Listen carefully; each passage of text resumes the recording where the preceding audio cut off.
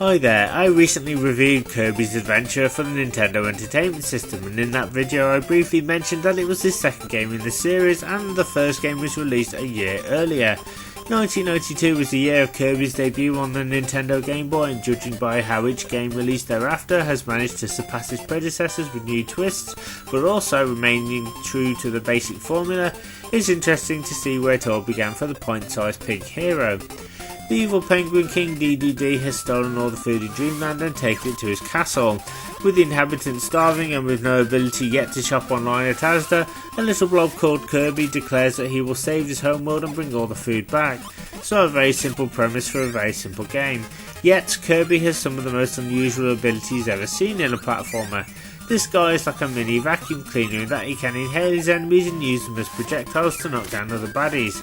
He can also fly and dance when the occasion calls for it, but unlike later games in the series, Kirby can't steal any enemy's powers, but there are power-ups listed around each level that he can take advantage of. Also there are a number of goodies to be found, some hidden and some in plain sight, such as 1-ups and health pickups. Kirby can only take 6 hits before losing a life, and so must tread carefully. However, among these special power-ups he can get his mitts on are a microphone, which makes him screech, a curry, which allows him to blast fire, or how about the invincibility lolly, which allows Kirby to go through his enemies John Matrix style.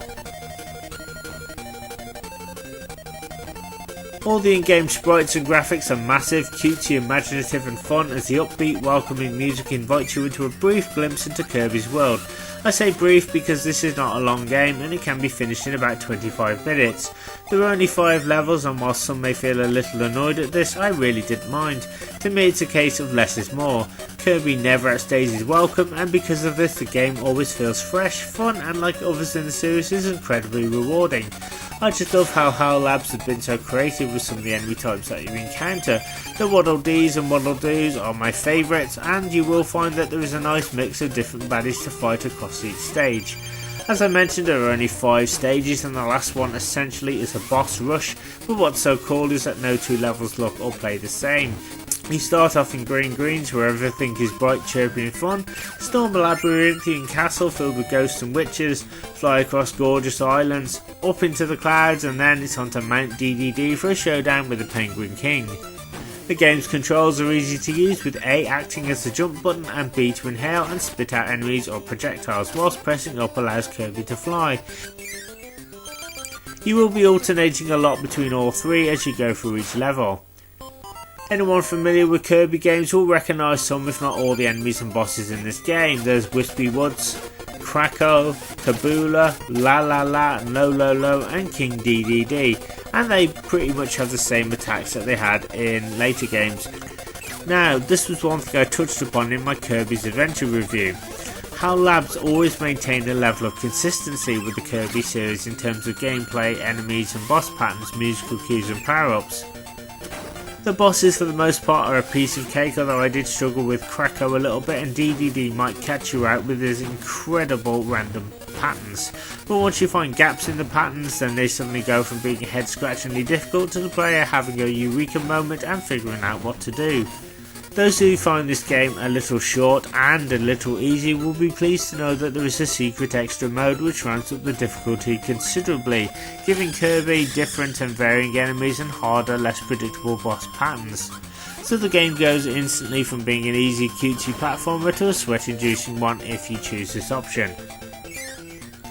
It's a great game for kids and adults to play because the skill level on the standard mode is very accessible for anyone to be able to pick this up and play instantly, and with the wealth of secret goodies to be found, it's worth replaying this game and exploring different areas to track them down. Also, if you want an enhanced experience, then I recommend playing this game on your Super Nintendo using a Super Game Boy. The graphics are really clear on the standard Game Boy anyway, but if you play it on the Super Game Boy you get this pink screen and you can better see and appreciate how gorgeous this game really is. In conclusion, Kirby's Dreamland is well worth playing today. I only wish there was more I could say about it. Its short length means that it's a nice pick up and play title which doesn't demand too much of your time and is over before you know it.